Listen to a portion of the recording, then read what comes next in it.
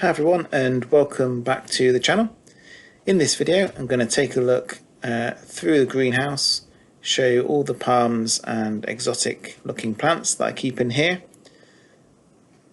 Obviously lots of things that won't survive outdoors in the UK, up here in the northwest of England anyway.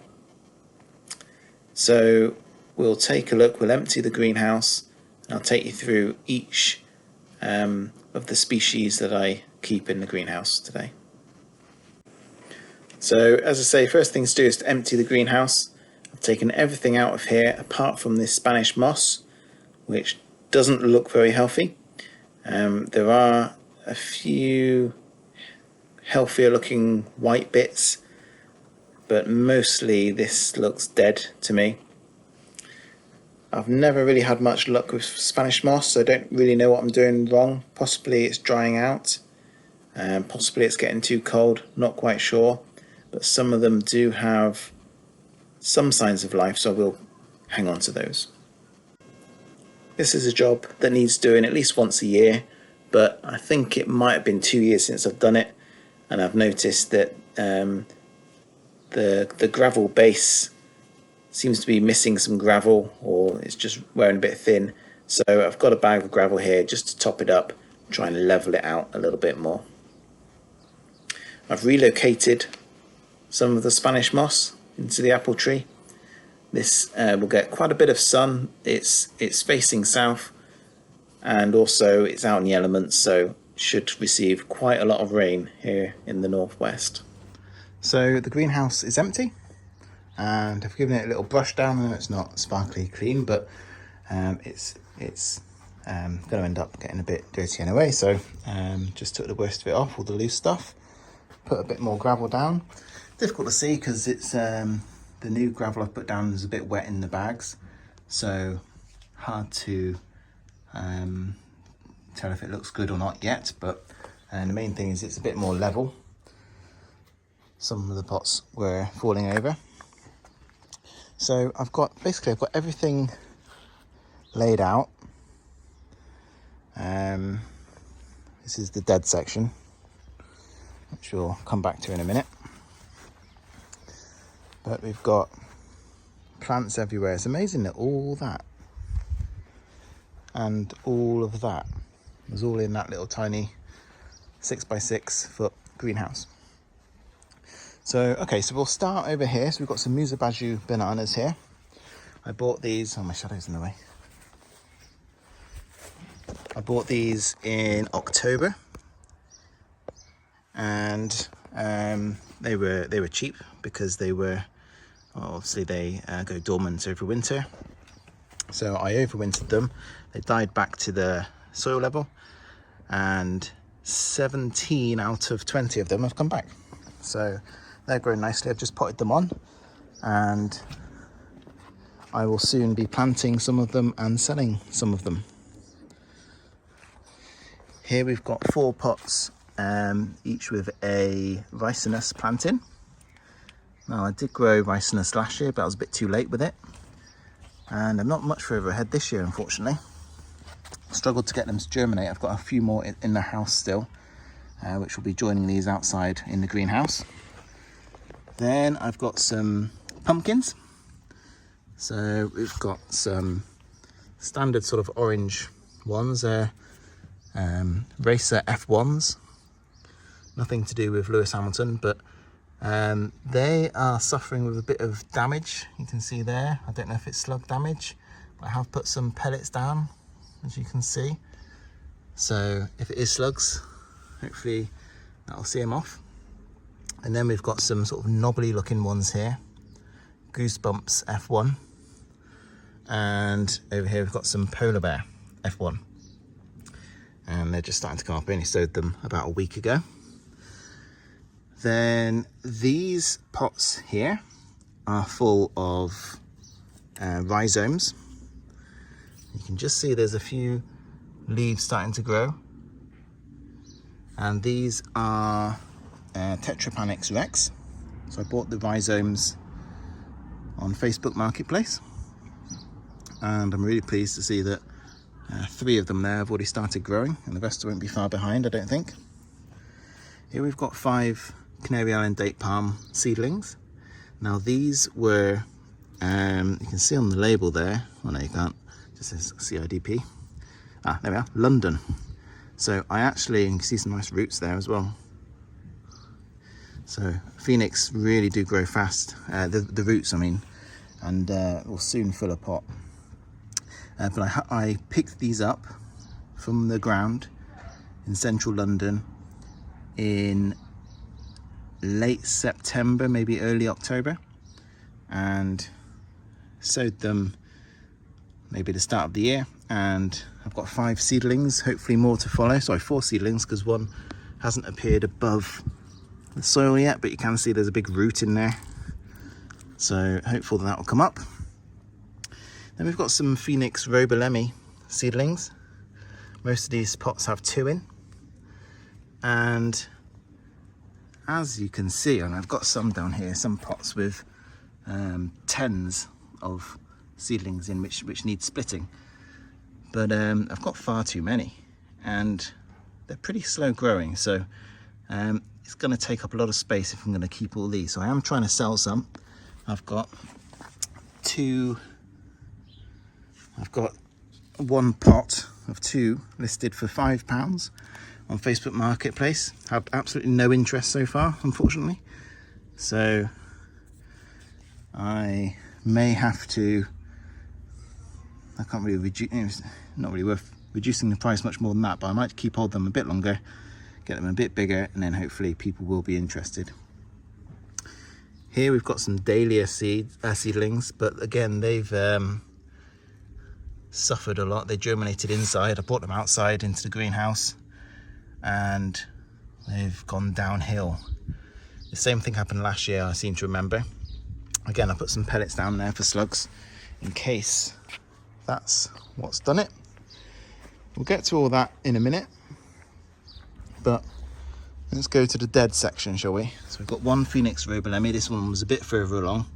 Strange that this one died when the younger seedling survived. It's a shame and annoying, but so that's going to go on the compost heap.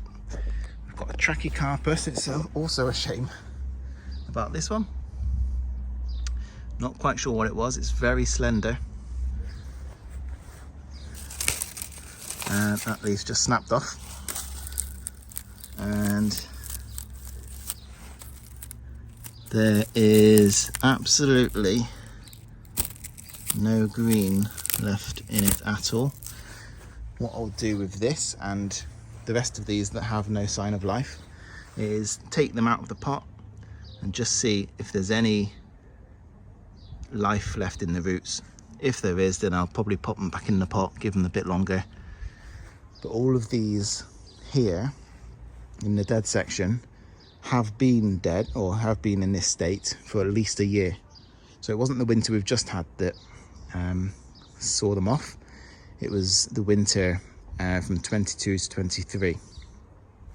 So as I regularly say, I'm a frugal gardener and I don't like throwing things away. This Washingtonia Filifera has just spear pulled. That's what a spear pull looks like, in case you've never seen it before. And that's a real shame. Again, I'll check for life in there before I completely get rid of it. But I've had that for probably 15 years. So it's really strange that that winter was the one that saw it off. Now I've got some Chamaerops here and a dandelion. And these I'm not going to get too upset about. Chamaerops isn't my favourite palm and they're easily replaceable, but this one I really could cry over, because this was a Butia Odorata, capitata, whatever you would like to call it. Had a decent trunk on it. That's a big pot that that's in, and what happened was this was I sort of lured into a false sense of security by having success just resting the pot against the side of the house over winter, and it got through, I don't know, maybe 9 winters. And then what happened was the pot froze solid for a really extended cold spell, and once Butia, that happens to a Butia, it unfortunately dies. So really sad about that one. I'm going to check that very carefully for any signs of life, but I think it probably is dead. Some Cordylines here, again not bothered at all about those. This one's another Butia, unfortunately, but it's never grown. It's always struggled. This is probably 10 years old. You can see it sort of, don't know what's happened to it, but the roots grown above the soil. It's never sort of been very happy. So not too upset about that one either, and definitely not upset about these Canariensis and date palms either. So they're all goners. And over here I am a bit upset about these actually. These are Chamaerops Ceriferas. Now some of them do have some green left in them, so actually that one's going to be just fine, I think. I'll cut the damaged leaves off of that one and keep growing that. So the central spear is both solid and green. On this one though, strangely, the central spear has browned off. It is still solid, but there's lots of green in some of the older leaves. So we will keep that one as well and get rid of the dead ones that are completely brown.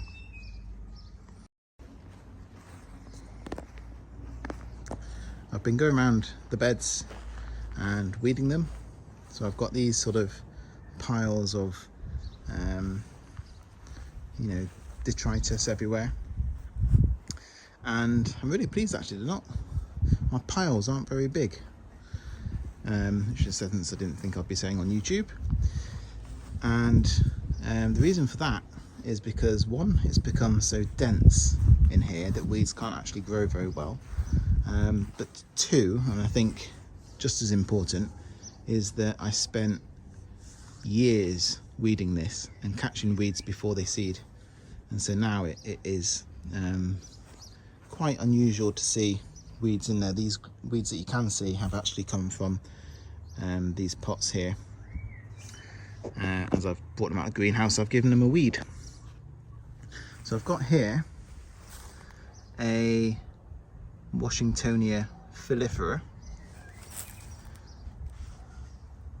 As you can see, look at the trunk and the green leaf bases. Let me show you an older leaf there, completely green. Whereas all of these Washingtonia robustas have a much redder trunk and a bit of redness in the leaf as well. It's so difficult to see there, but I'll show you the trunk side by side. It's chalk and cheese, isn't it? So that's a good sign that this is a pure filifera. You do get a lot of hybrids as well. In fact, there's a theory that most of these will be hybrids of filifera and robusta. And I've sort of sorted these. These are all robusta or hybrids. This is probably the best one. And so to sort of go from best to worst. So over here, we've got some that are still in a communal pot, need splitting up, and some sort of 2-leaf seedlings, and everything in between. Then we've got some Cordylines. So I've given everything a trim here, just haven't got this bamboo leaf. And they're all looking okay, although there is again a not so good section. Canariensis date palms, I've got some sort of decent plants growing here. These have been grown from seed, so over several years, and again they're the good ones. That's the medium ones, and these are the half dead ones. So this one's had a spear pull. This one's grown really strangely. it feels really strange. It's not the typical feeling of a Canarian date palm. It's sort of all knobbly and bobbly, with lots of I don't know if this has got a fungal issue, perhaps. I should probably wash my hand after touching this, and I may just get rid of it altogether, actually. Now, before I carry on, I will just go and wash my hands. Just on my way back into the garden, and I noticed the other day, actually, in this Trachycarpus fortunei,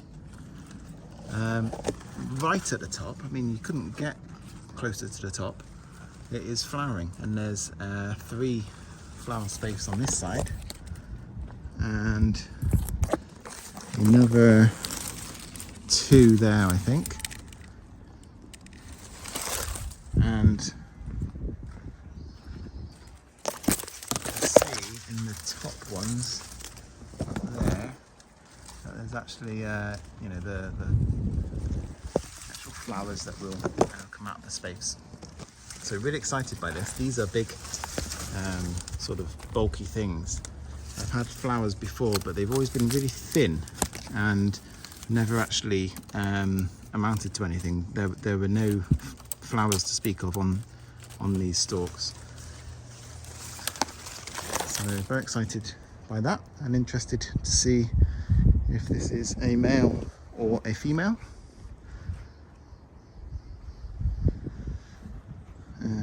So where were we? Where did we get up to? We did the Canarian date palms, didn't we? And then here we have a Phoenix polycarpa,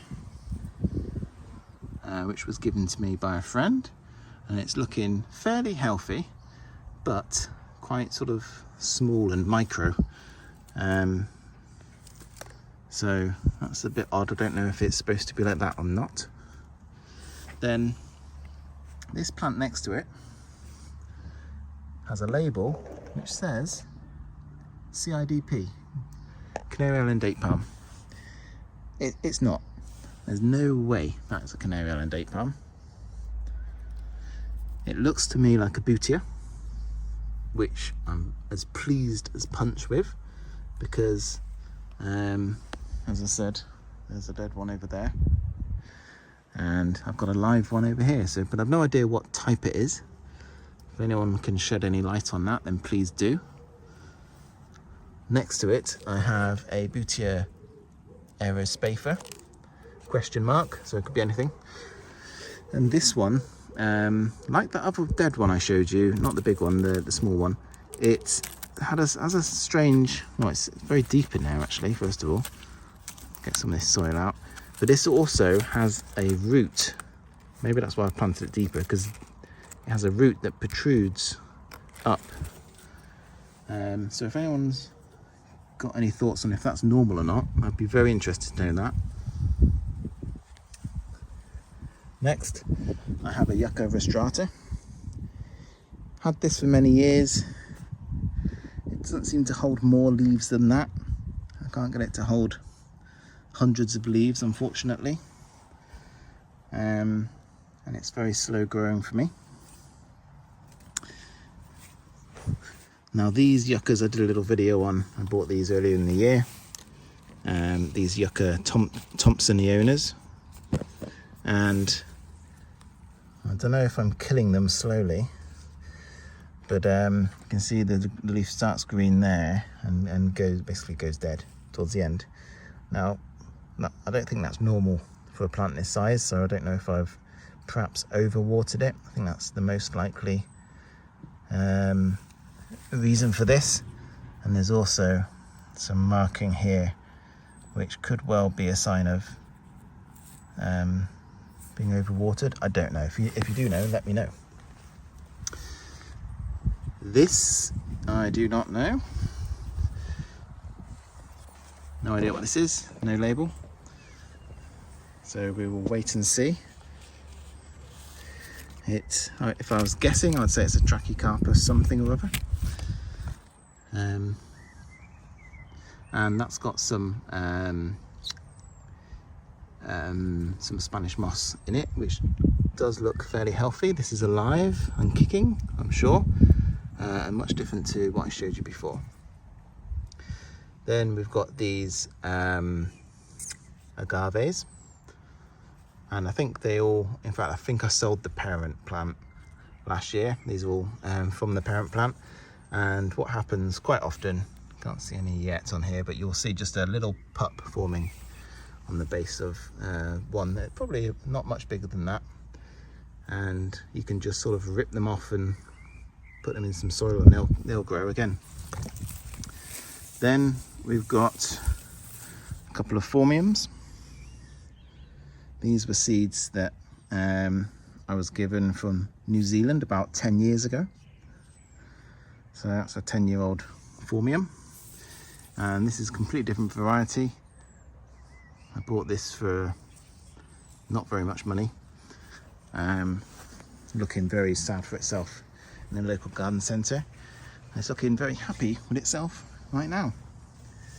Here's the Chamaerops humilis, just in recovery. That was planted at my mum and dad's house. It didn't do very well, so it's just sort of in intensive care, awaiting to get better. Here's my sago palm, which is a bit yellow. I think that's sun damage from a couple of years ago, so I'm really hoping it flushes this year. I'll give it lots of water to try and bring that on. Another unlabeled plant, unfortunately, looking fairly healthy and quite unique, and it really has pushed itself out of the pot. You can see my hand all the way through underneath it, look.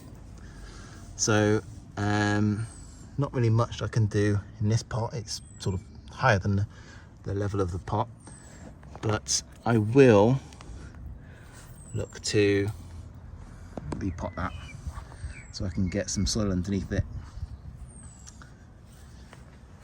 Here we have some more Spanish moss, and this Braha edulis, which featured in a recent video, as I was considering planting it right here, but went with this Fatsia instead. And as you can see, the Fatsia well, it hasn't taken off yet. Obviously it's only been in a week, but you know, it's looking all right in there, and will be just fine, I'm sure. Then we're into the Jubaea section. So I can't afford a nice big Jubaea. I bought each of these for between, I think, £2 and £10 was the most expensive. Here is the most expensive. In fact, I'll move it out of the way a bit so we can appreciate it. It was a tiny seedling when I bought it. It was maybe 12 years ago. They're very slow growing, but they do pick up speed as most plants and palms do as they get older. Another one trying to make a bid for freedom from the pot, and I will just top that up, if not repot it altogether. Don't know why it's in two pots, not sure what's going on there. We'll pop that back. Here I've got what do you call it, an aloe vera, which I bought from B&Q. It was sort of in the half dead section. I think it was £1, and I think it could still be in there, to be honest, because it's not done much better in my care, unfortunately. It probably gets too hot in the greenhouse for it. Then we've got two spider plants, and what spider plants do is send up sort of a runner almost, and this is a whole new spider plant that's ready to grow. It just needs to get its sort of base into some soil and it will form roots, and then you can separate it from the sort of umbilical cord from the mother plant, and propagate new plants that way. And then this last one is a foxtail palm, which again I bought the same time as I bought those Yucca Thompsonionas. And this was actually a freebie from the seller, which was very much appreciated. This one is living in the greenhouse, whereas the other one I bought, which I did pay for, is living inside, and I'm going to see which does better. I suspect this one will, because you see these growing in hot and humid places like Singapore, like Florida. Obviously they're from Australia, so perhaps not that humid, but I do think they will really like the greenhouse. Okay, so it's taken a few days. Well, I say a few days, actually it's taken all week, but I have finished repotting all the palms that needed repotting, sorting out the dead from the live, and put everything back in the greenhouse. So it looks just as busy in here as it did before, to be honest, but it's much more organized. I've got everything in a much better position. Obviously some things like this Ricinus and these Musa Basjoos, these are going to be in and out, so I'm going to have some space very soon, which I will just rearrange everything again. Not everything, just a few things. So the Washingtonia Robusta, they took longest because I've repotted quite a few of those into larger pots, and I've actually run out of space, so I needed to put that one there, and I didn't get a chance. I just haven't got space to separate these ones, although to be honest they're really well entwined by the looks of it, so that would be quite a difficult task anyway. And the other thing I did was repotted this.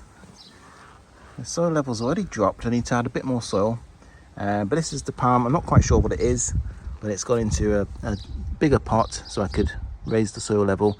It needs to go up a little bit more, and then that will be done. One of the other things I did was separate one of the phormiums. It was growing in this pot here, difficult to see now, and basically I just chopped it in half and put the other half in here.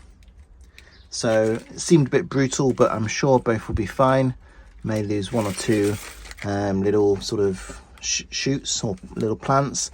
Basically this is loads of plants together, but that's an easy way to divide phormiums. Thought about doing the same with this one, but I'm just not ready to do that yet. I will do that at some point, probably next year now. The Butia is back in its corner there.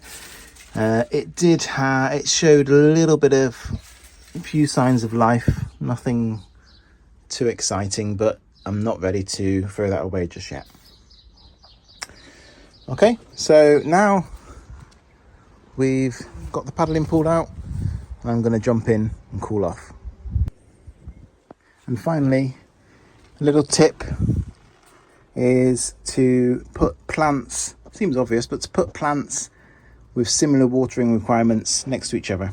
So these Agaves, these Yuccas, and the Chamaerops, Humilis, Cerifera are all grouped together. So when I'm watering, I know to give these a wide berth most of the time, but obviously I will need to water them sometimes. Pretty much everything else will take as much water as I can give it, but it's taken me probably 10 years to actually think of doing this, so I thought it's worth mentioning. Greenhouse looks much better from the patio as well, which is obviously quite important. It'll be sat here, don't worry about the rug, I'm going to put that down. That'll really pull the garden together. These plants here, which I wasn't sure if they were weeds or not, they're sort of quite weed-like, but no, they're beautiful flowers, beautiful daisies, so I'm glad I didn't pull them up. Thank you very much for watching, if indeed you still are.